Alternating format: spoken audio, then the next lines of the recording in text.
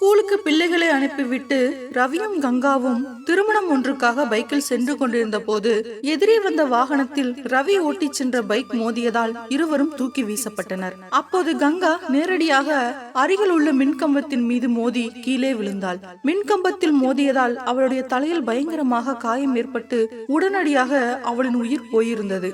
அதே நேரம் பைக்கில் இருந்து கீழே விழுந்த ரவி வீதியின் கரையில் விழுந்ததால் சிறிய காயங்களுக்கு உள்ளானான்.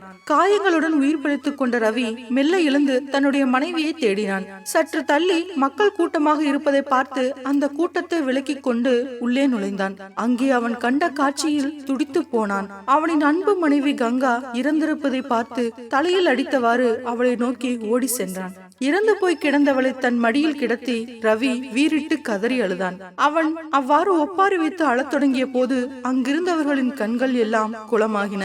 கங்கா எழுந்திரு, கங்கா எழுந்திருச்சு வாமா, என்னால முடியலமா, நம்ம குழந்தைகளுக்கு என்ன பதில் சொல்லுவேன்? அவன் தன் மனைவி மேல் அளவு கடந்து பாசம் வைத்திருக்கிறான் என்பதை அங்கிருந்தவர்கள் பார்த்து கலங்கிய போது ஒரு சிலர் வந்து அவனின் தோளை பிடித்து ஆறுதல் சொல்ல முற்பட்டார்கள்.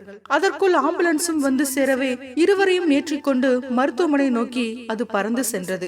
வழக்கமான பிரேத பரிசோதனை நிறைவடைந்து கங்காவின் உடல் வீட்டிற்கு எடுத்து வரப்பட்டது. உற்றார் உறவினர்கள் கூடியிருக்க பிள்ளைகளும் பெருங்குரல் எடுத்து அழுது கொண்டிருக்க ரவிக்கு பலர் ஆறுதல் சொல்லிக் கொண்டிருந்தார்கள். எல்லாவற்றிற்கும் கங்காவையே நம்பி இருந்த ரவியின் மனதில் இனி என்ன செய்வது என்ற சிந்தனை எழுந்த போது அவனுக்கு உலகமே வெறுப்பது போன்று இருந்தது. பிள்ளைகள் இல்லாட்டா நானும் உன்னோட வந்து இருப்பேன் கங்கா, இப்ப நான் என்ன செய்வேன்? நீ இல்லாம என்னால வாழ முடியாது கங்கா.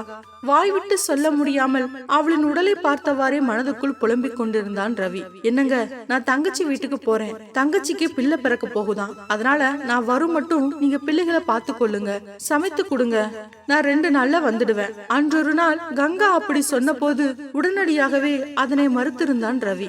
ஐயோ, என்னால பார்க்க முடியாது, நீ இல்லாம என்னால ஒண்ணுமே செய்ய முடியாது, நீ வேற யாரையாவது போய் பார்க்க சொல்லு, நீ எங்கேயும் போகாத, உனக்கு சொல்ல கஷ்டம் என்றால் சொல்லு, நான் போன் பண்ணி உன் தங்கச்சிக்கு சொல்லிடுறேன், அக்கா வரமாட்டா என்று. அவ்வாறு அவன் சொன்னபோது கோபமடைந்தாள் கங்கா. என்ன பழக்கம் இது? ஒரு நாள் சமாளிக்க மாட்டீங்களா? நாளைக்கு நான் செத்து போனா என்ன செய்வீங்க? இந்த 3 பிள்ளைகளையும் எப்படி வளர்த்து ஆளாக்குவீங்க?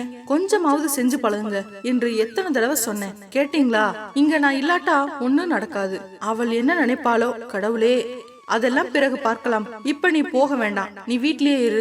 ஐயோ கடவுளே, இந்த மனுஷனை கட்டி நான் படுற பாடு ஒரு நாள் கூட நான் இல்லாம இருக்க முடியாது. அவரால ஒரு நாள் இந்த வீட்டை விட்டு நான் தொலைஞ்சு போகணும், அப்பதான் தெரியும் என் அருமை. முணுமுணுத்தபடி அங்கிருந்து அகன்று சென்றிருந்தாள் கங்கா. அந்த சம்பவத்தை இப்போது நினைத்து பார்த்த ரவி கங்காவின் உடலை பார்த்து புலம்ப தொடங்கினான். என்ன கங்கா இப்படி பண்ணிட்ட?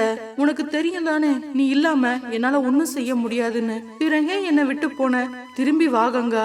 அங்க பாரு, 3 பிள்ளைகளும் அழுது கொண்டு இருக்காங்க, அத பார்க்கவாவது கண் திறக்க மாட்டாயா கங்கா? மனதில் 1000 கேள்விகள், இதயமே நொறுங்கியது போன்ற உணர்வு. ரவியின் கண்களுக்கு யாவும் வெறுமையாக தெரிந்தது. கங்கா இல்லாத ஒரு நிமிடத்தை கூட அவனால் ஜீரணிக்க முடியவில்லை. அம்மா, எங்களுக்கு நீங்க வேணுமா? கண் திறந்து பாருங்கம்மா, அங்க பாருங்கம்மா, அப்பாவும் அழுது கொண்டு இருக்கிறார், அவர் நீங்க இல்லாம இப்படி இடிஞ்சு போயிருக்கிறாருமா. அம்மா, நீங்க இல்லாம எப்படி நாங்க சாப்பிடறதம்மா? எப்படி நாங்க ஸ்கூலுக்கு போறது? எழுந்து வாங்கம்மா.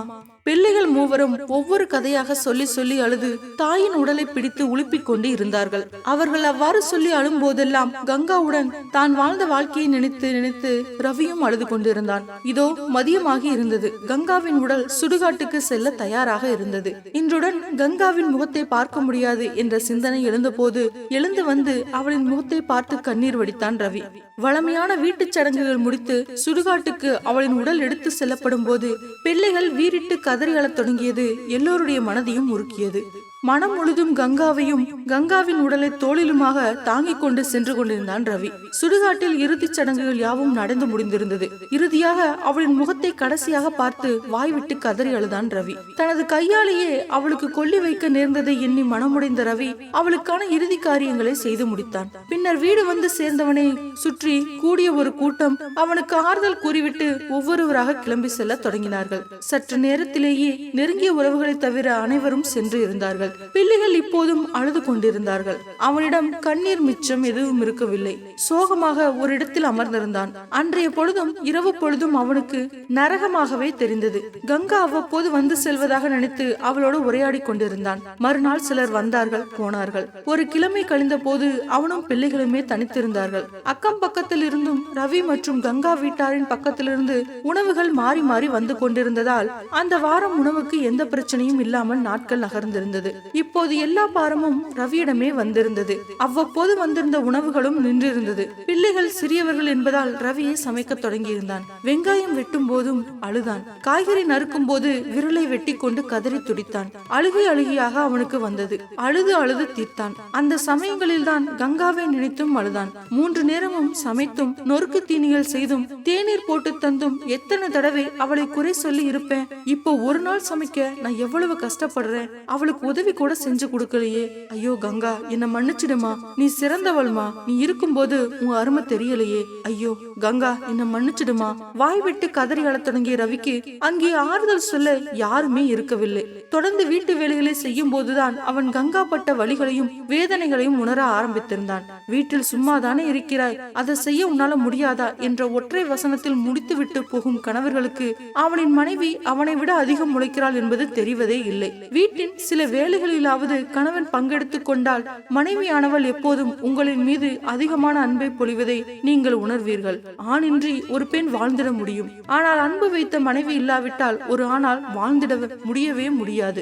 ஒரு அழகான கிராமத்து பெண்ணிற்கு பெற்றோர்களால் நிச்சயிக்கப்பட்டு மிக சிறப்பாக திருமணம் நடக்கிறது. கணவனும் மனைவியும் ஒருவருக்கொருவர் உயிருக்கு உயிராய் நேசிக்கின்றனர். அவளுக்காக தன் உடை, நடை, பேச்சு இப்படி எல்லாவற்றையும் மாற்றிக்கொண்டான் கணவன். தினமும் காலையில் எழுந்தவுடன் அவள் முகத்தில் தான் முழிப்பான். இரவு 7 மணிக்கு வீடு வந்து விடுவான். ஞாயிற்றுக்கிழமை என்றாலே அவர்களுக்கு தீபாவளி தான். அப்படிதான் கொஞ்சிக் கொண்டு விளையாடுவார்கள். அவளுடன் சேர்ந்து கப்பல் டான்ஸ் ஆடுவது, வீட்டில் இருவரும் ரோமியோ ஜூலியட் நாடகம் நடிப்பது, இப்படி ஒரு குழந்தை பிறக்கும் வரை அன்பாகவும் சந்தோஷமாகவும் இருந்தனர். ஒரு பெண் குழந்தை பிறந்த பிறகு கணவனுக்கு வேலையில் பதவி உயர்வு கிடைத்தது. அன்று முதல் அவர்களுக்குள் இடைவெளி வந்தது. அடிக்கடி சண்டையிட்டுக் கொண்டனர். அவன் மனைவியுடன் சரியாக பேசிய 2 மாதங்கள் ஆயிற்று. ஒரு நாள் இரவு அவன் மனைவி, இப்போது என் மேல் உனக்கு காதல் இல்ல, உனக்கு பணம் தான் பெருசு, நான் வீட்டை விட்டு போறேன், என தேடாத என்று ஒரு கடிதம் எழுதி கட்டிலில் போட்டுவிட்டு இவள் கட்டிலுக்கு அடியில் ஒளிந்து கொண்டாள். வீட்டிற்கு வந்த கணவன் கதவு ஏன் திறந்திருக்கிறது என்று சத்தமிட்டு கொண்டே மனைவியை தேடுகிறான். அப்போது கட்டிலில் இருந்த கடிதத்தை எடுத்து படித்து அதில் இவன் ஏதோ எழுதிவிட்டு தன் நண்பனுக்கு கால் செய்கிறான். மச்சி, பிசாசு போயிட்டாடா, இனிமே எனக்கு என்று பேசிக்கொண்டே வெளியே நடக்கிறான். இதை கேட்டவள் வாய் பொத்தி கொண்டு குலுங்கி குலுங்கி அழுகிறாள். ஐயோ, எவளையோ வச்சிருக்கான் போல, நான் நினைச்சது சரியாகி விட்டதே என்று புலம்பிக் கொண்டே கட்டிலில் கணவன் எழுதியதை எடுத்து படிக்கிறாள். அடி லூசு பொண்டாட்டி, கட்டிலுக்கு கீழே உன் காலு தெரியுது. என் உயிர் நீதான், நீ சென்று விட்டால் நான் செத்து போயிருவேண்டி. இதை படித்தவள், டேய் பொறுக்கி, நான் எங்கும் போகலடா, எங்கடா இருக்க புருஷா என்று அலறிக்கொண்டே கணவனை தேட தன் மனைவியை பார்த்து கை நீட்டி சட்டையை விலக்கி தனது மார்பை காட்டி ஒரு சொட்டு கண்ணீர் வடிக்கிறான் கணவன். வேகமாக ஓடி வந்தவள் அவன் மார்பில் முகம் பதித்து கட்டி அணைத்து அழுகிறாள். காதலில் சிறந்த காதலே கணவனும் மனைவியும் காதலிப்புதான். பெண் என்பவள் வளைந்த எலும்பினால் படைக்கப்பட்டவள். அதை வளைக்க நினைத்தால் வளைய மாட்டாள், இரண்டாக உடைந்து விடுவாள். ஒவ்வொரு ஆணுக்கும் அவன் வாழ்க்கையில் கிடைக்கிற மிகப்பெரிய பரிசே அவன் மனைவி மட்டுமே. அதனால்தான் ஆண்கள் கடன் வாங்கினால் தன் பெயரிலும், சொத்து வாங்கினால் தன் மனைவியின் பெயரில் தான் வாங்குகின்றனர். அதற்கு காரணம், கடன் என்று கேட்டால் என்னை வந்து கேட்கட்டும், சொத்து என்றால் அது என் மனைவி மட்டுமே என்று அர்த்தம். அன்பான கணவன், பாசமான மனைவி அமைந்தால் பேரின்பமே. மாற்றமே மாற்றம் இல்லாதது. மாறிடுங்களேன், வாழ்க்கையை வாழ்வதற்கே. அதை சந்தோஷமாக வாழுங்களேன். ஓகே ஃப்ரெண்ட்ஸ், இந்த வீடியோ உங்களுக்கு பிடிச்சிருக்கும்னு நினைக்கிறேன். மறக்காம லைக் பண்ணுங்க, கமெண்ட் பண்ணுங்க, ஷேர் பண்ணுங்க, சேனலை சப்ஸ்கிரைப் பண்ணுங்க. நன்றி.